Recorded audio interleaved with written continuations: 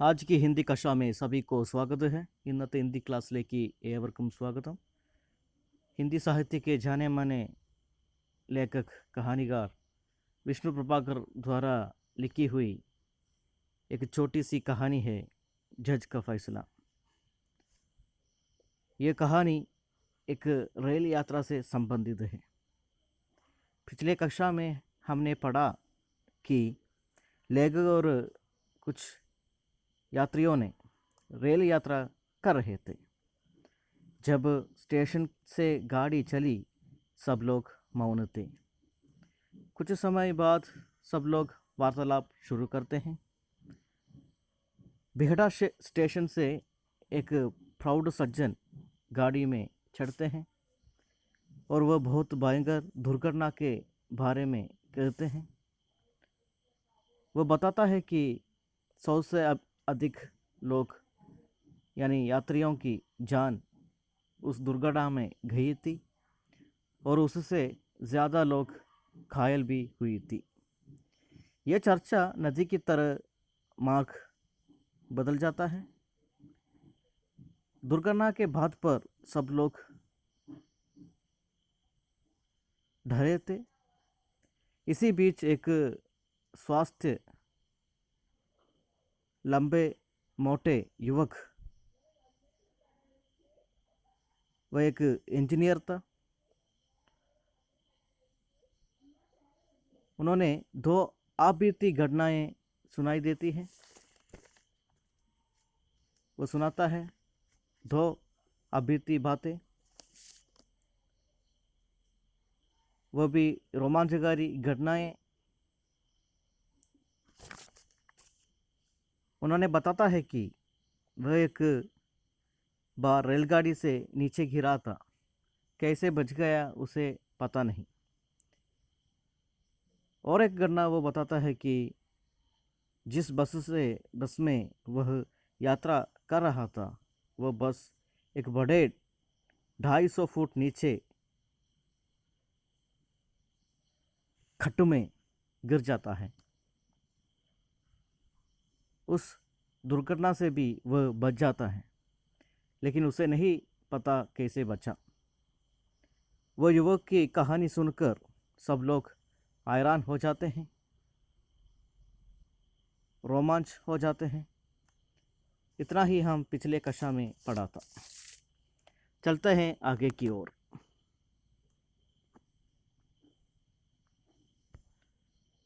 അങ്ങനെ ജഡ്ജ് ക ഫൈസല, ജഡ്ജ്മെൻറ്റ് അല്ലെങ്കിൽ ജഡ്ജിയുടെ വിധി എന്ന് പറയുന്ന വിഷ്ണു പ്രഭാകരൻ്റെ ഈ ചെറിയ കഹാനി ഒരു ട്രെയിൻ യാത്രയിലൂടെയാണ് ആരംഭിക്കുന്നത്.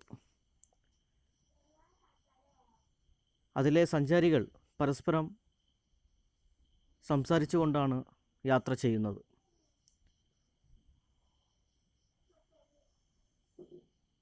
ഒരു മുതിർന്ന മാന്യനായ വ്യക്തി പറയുകയുണ്ടായി, ഒരു വലിയ അപകടം, ഒരു ആക്സിഡൻറ്റ് ഒരു തവണ ഉണ്ടായിട്ടുണ്ട്. റെയിൽവേ യാത്രയുടെ ചരിത്രത്തിൽ തന്നെ ഒരു അത്യപൂർവമായ ഒരു ആക്സിഡൻ്റ് ആയിരുന്നു അത്. 100 കൂടുതൽ ആൾക്കാർ അതിൽ മരിക്കുകയുണ്ടായി. അതിലും കൂടുതൽ ആൾക്കാർക്ക് പരിക്കും പറ്റുകയുണ്ടായി. ആ ചർച്ച അവിടെ നദിയെപ്പോലെ മാർഗം മാറിക്കൊണ്ടേയിരുന്നു.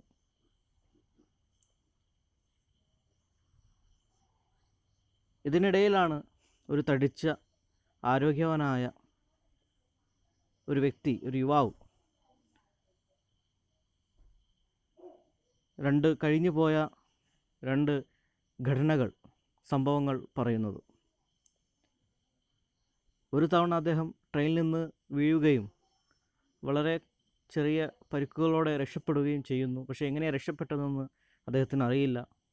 രണ്ടാമത് അദ്ദേഹം ബസ്സിൽ സഞ്ചരിക്കുന്ന സമയത്ത് ഒരു വലിയ ഗർത്തത്തിലേക്ക് അല്ലെങ്കിൽ കുഴിയിലേക്ക് ബസ് മറിയുകയും അതിൽ നിന്നും അദ്ദേഹം രക്ഷപ്പെടുന്ന കാര്യം പറയുന്നു. പക്ഷേ എങ്ങനെയാണ് രക്ഷപ്പെട്ടെന്ന് അദ്ദേഹത്തിന് അറിയില്ല. അപ്പോൾ ഇതൊക്കെ കേട്ടിട്ട് നമ്മുടെ കമ്പാർട്ട്മെൻറ്റിലുള്ള മറ്റു യാത്രക്കാർ അത്ഭുതപ്പെട്ട് അദ്ദേഹത്തെ നോക്കി നിൽക്കുകയാണ്. അദ്ദേഹത്തെ ആശംസിക്കുകയും ചെയ്യുന്നു. അതിനുശേഷം അദ്ദേഹം, ആ വ്യക്തി, ആ യുവാവ്, ഷരാരത് സെ മുസ്കുറാക്കർ കഹ, വളരെ കുസൃതിയോടുകൂടി, ഒരു ചിരിയോടുകൂടി അദ്ദേഹം പറഞ്ഞു, ദോസ്തോ मैंने मौत को ही नहीं चखाया, बीमा कंपनी से अर्झाने के रुपये भी वसूल किए. അദ്ദേഹം പറയുകയാണ്, ഞാൻ മരണത്തെ പേടിച്ചില്ല. ചക്കായ എന്ന് പറഞ്ഞാൽ ഡറാ നഹി. ഭീമ കമ്പനീസെ, ഭീമ കമ്പനി എന്ന് പറഞ്ഞാൽ ഇൻഷുറൻസ് കമ്പനിയിൽ നിന്ന് പൈസ ഈടാക്കാനും അദ്ദേഹത്തിന് സാധിച്ചു. വസൂൽ കർണ, ഈടാക്കുക. ഭീമ കമ്പനി സെ ഹർജാനെ കെ റുപ്യ ബി വസൂൽ കിയെ. ഇൻഷുറൻസ് പൈസ അദ്ദേഹം നേടുകയും ചെയ്തു.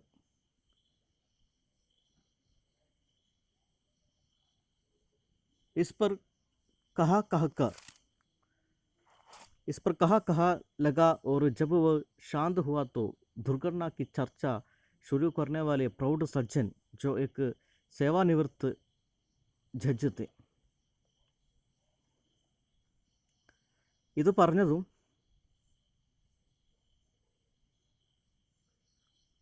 പൊട്ടിച്ചിരിക്കാൻ തുടങ്ങി.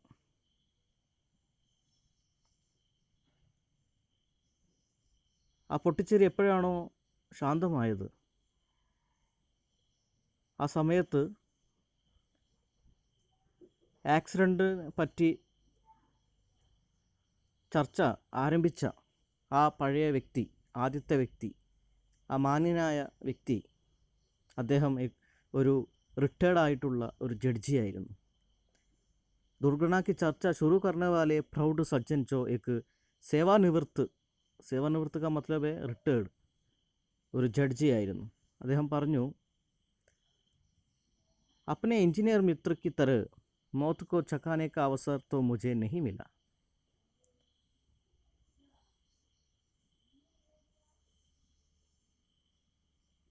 നമ്മുടെ എഞ്ചിനീയർ ആയിട്ടുള്ള, അതായത് ആ യുവാവ്, ആ കൂട്ടുകാരൻ, അദ്ദേഹത്തെ പോലെ മരണത്തെ പേടിക്കാനുള്ള, ചക്കാനേക്ക ഡർനേക്ക അവസർ തോ മുझे नहीं मिला, മരണത്തെ പേടിക്കാനുള്ള അവസരമൊന്നും എനിക്ക് കിട്ടിയില്ല എന്ന് ആ ജഡ്ജി, ആദ്യം ആക്സിഡൻറ്റിനെ പറ്റി, ഭയങ്കര ആക്സിഡൻറ്റ് ഉണ്ടായിട്ടുണ്ട് എന്ന് പറഞ്ഞ ആ വ്യക്തി, ജഡ്ജി പറഞ്ഞു. पर हाँ, इस दुर्घटना से संबंधित एक विचित्र मामले का न्याय मैंने अवश्य किया. പക്ഷേ ഈ ആക്സിഡൻറ്റുമായിട്ട് ബന്ധപ്പെട്ട്, ദുർഘടന ആയി ബന്ധപ്പെട്ട് ഒരു വിചിത്രമായ ഒരു മാമലെ, ഒരു പ്രോബ്ലം, അതിന് ന്യായം ഞാൻ കൊടുത്തിട്ടുണ്ട്, അല്ലെങ്കിൽ ചെയ്തിട്ടുണ്ട് ജഡ്ജി എന്ന നിലയിൽ. അതുമായി ബന്ധപ്പെട്ട് എന്തോ കേസ് ന്യായം കണ്ടെത്തിയിട്ടുണ്ട് എന്നാണ് ഉദ്ദേശിച്ചത്. एक मित्र बोल उठे, आपका मतलब बिहटा रेल दुर्घटना से है? ആ സഞ്ചാരികളിൽ, ട്രെയിൻ സഞ്ചാരികളിൽ ഒരു മിത്രം, ഒരു കൂട്ടുകാരൻ പറഞ്ഞു, താങ്കൾ പറയുന്നതിൻ്റെ അർത്ഥം ഈ നമ്മുടെ ഈ ബിഹട്ട ട്രെയിൻ ആക്സിഡൻറ്റുമായിട്ട് ബന്ധപ്പെട്ടതാണോ? ജി ഹാ, നമ്മുടെ ജഡ്ജി പറഞ്ഞു, അതെ. കാരണം അദ്ദേഹം തുടക്കത്തിൽ ബിഹട്ട दुर्घटना से संबंधित बात कहा था. शायद इसमें कुछ षड्यंत्रकारियों का हाथ था.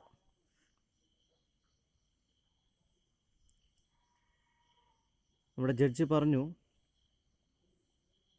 ഒരു പക്ഷേ ഈ ആക്സിഡൻറ്റിൽ ഷഡയന്ത്രകാരിയോ കാ ഹാത്ത് था, ഗൂഢാലോചനക്കാരുടെ ഒരു കൈ ഉണ്ടായിരുന്നു. ഷഡയന്ത്രകാരിയോ എന്ന് പറഞ്ഞാൽ ഗൂഢാലോചന നടത്തുന്ന ആൾക്കാർ. राजनीतिक सत्ता प्राप्त करने के लिए सैकड़ों निर्दोष व्यक्तियों की जान ले लेना आजकल एक फैशन हो गया है. അദ്ദേഹം പറയുകയാണ്, രാഷ്ട്രീയ അധികാരത്തിന് വേണ്ടിയിട്ട്, അത് പ്രാപ്തമാക്കാൻ വേണ്ടിയിട്ട്, രാജനീതി എന്ന് പറഞ്ഞാൽ രാഷ്ട്രീയം, സത്ത എന്ന് പറഞ്ഞാൽ അധികാരം, അത് പ്രാപ്തമാക്കാൻ വേണ്ടിയിട്ട് करने के लिए सैकड़ों निर्दोष व्यक्तियों को, നൂറുകണക്കിന് നിർദോഷ്, ഒരു തെറ്റും ചെയ്യാത്ത വ്യക്തികളുടെ ജീവൻ എടുക്കുന്നു. ആജ്കൽ, നൗ ഡേയ്സ്, ഇന്നത് ഒരു ഫാഷൻ ആയി മാറിയിട്ടുണ്ട്.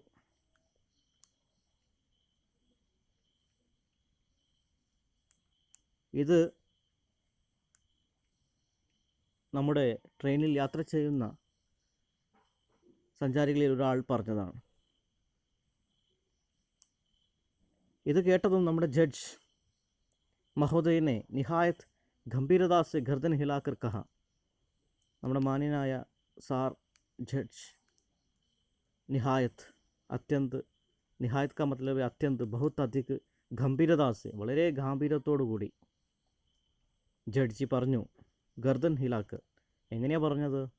കഴുത്ത് ഇളക്കിക്കൊണ്ട് പറഞ്ഞു, മിത്രോ, കൂട്ടുകാരെ, उस मामले का संबंध ना तो किसी प्रकार की राजनीति से है और ना दुर्घटना के कारणों से.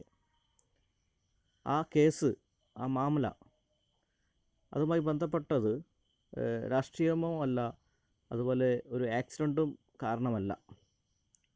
രാഷ്ട്രീയമോ ആക്സിഡൻറ്റോ കാരണമല്ല ആ കേസ്. അപ്പോൾ അവരിൽ ഒരാൾ പറഞ്ഞു, ചോദിച്ചു, പിന്നെ उसका संबंध मानव चरित्र से है. അത്, ആ ദുർഘടനയുടെ ബന്ധം മനുഷ്യൻ്റെ സ്വഭാവവുമായി ബന്ധപ്പെട്ടതാണ്. മാനവ ചരിത്രം, ചരിത്രം എന്ന് പറഞ്ഞാൽ സ്വഭാവം, ക്യാരക്ടർ.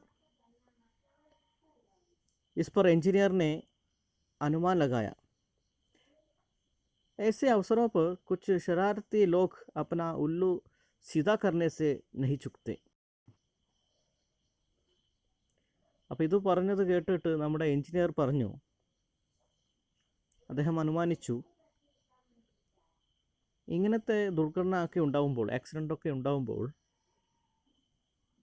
കുറച്ച് शरारती लोग, കുറച്ച് തെമ്മാടി, ബദ്മാഷ് ലോഗ്, अपना उल्लू सीधा करने से नहीं चूकते. ഉല്ലു സീത കർണ എന്ന് പറഞ്ഞാൽ എല്ലാം ഇല്ലാതാക്കാനുള്ള അവസരം പാഴാക്കാത്തിരിക്കുന്ന ആൾക്കാർ.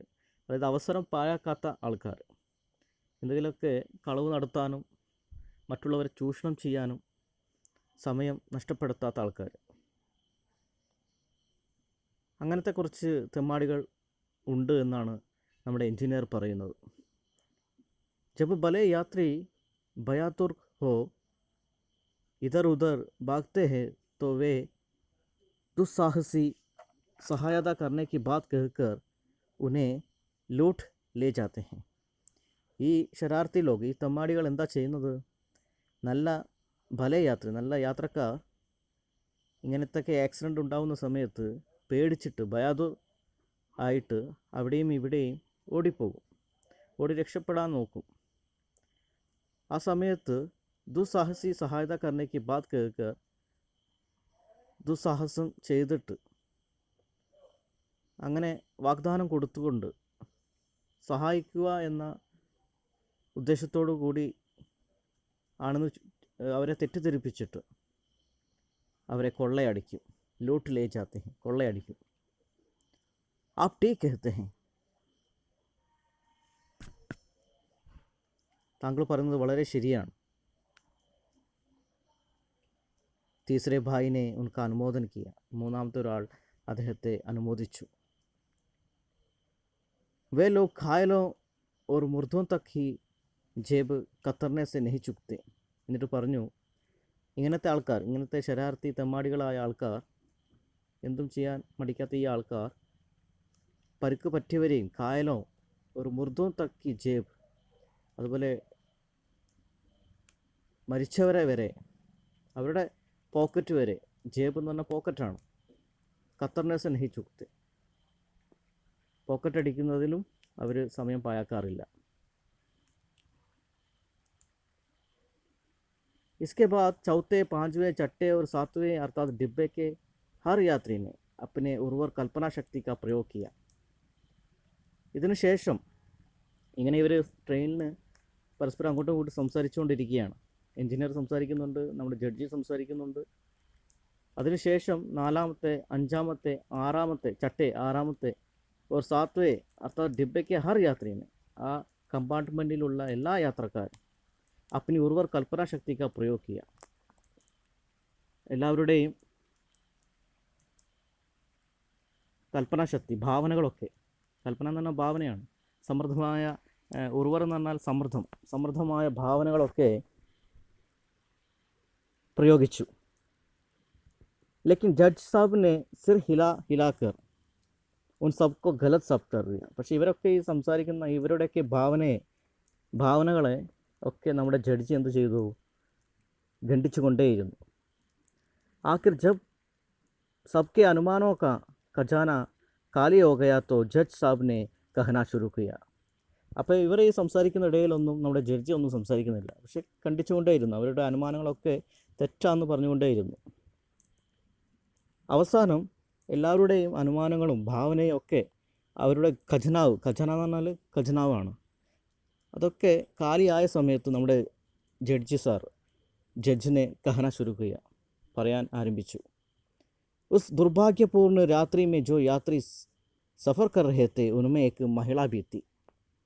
ആ ദുർഭാഗ്യപൂർണമായ ആ രാത്രി യാത്രയിൽ ഒരു യാത്രി സഫർ കർ രഹേ थे, ഒരു യാത്രിക, ഒരു സ്ത്രീ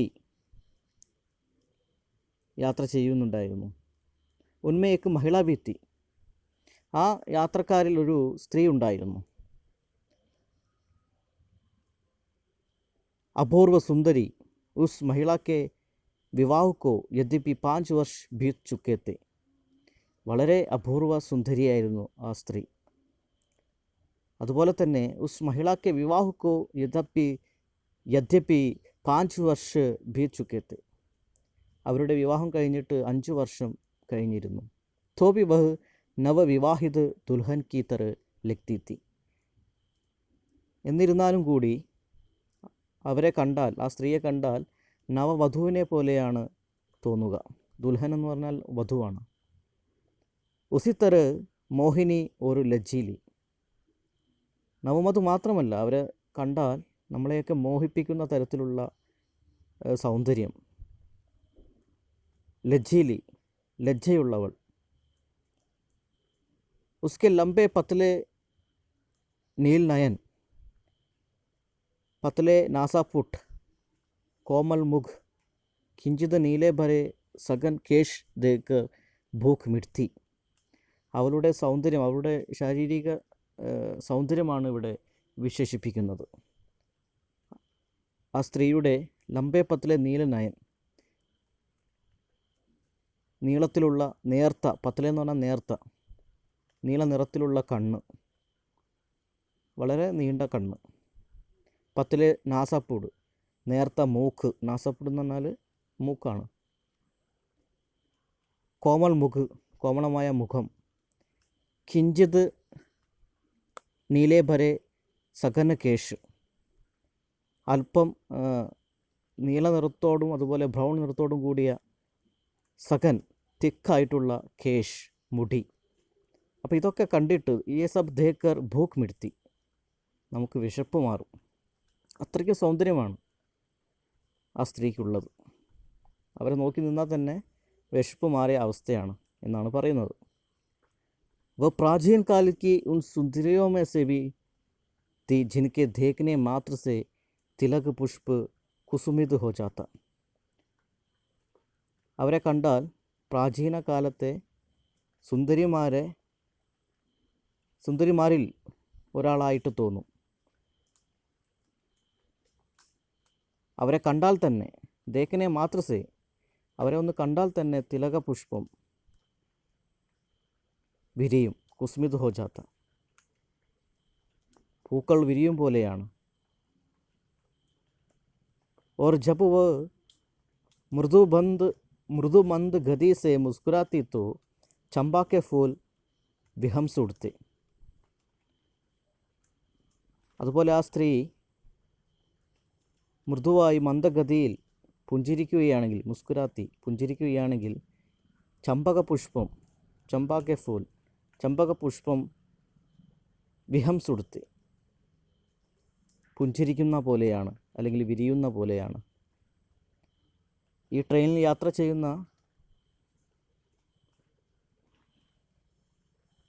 ആളുകൾ പരസ്പരം സംസാരിക്കുന്നു, പല കഥകളും പറഞ്ഞ്, പല ആക്സിഡൻറ്റിനെ പറ്റിയുമൊക്കെ പറഞ്ഞ് മുന്നോട്ട് പോകുന്നു.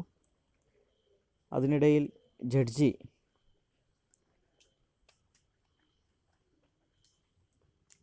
ഒരു ചെയ്തു കഴിഞ്ഞാൽ ഒരു ന്യായത്തെപ്പറ്റി പറയുന്നു.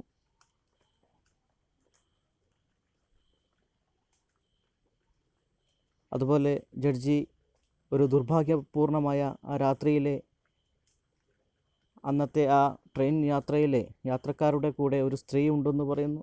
ആ സ്ത്രീയുടെ സൗന്ദര്യ വിശേഷതകൾ ആണ് ഇവിടെ അവസാനമായിട്ട് പറഞ്ഞിരിക്കുന്നത്.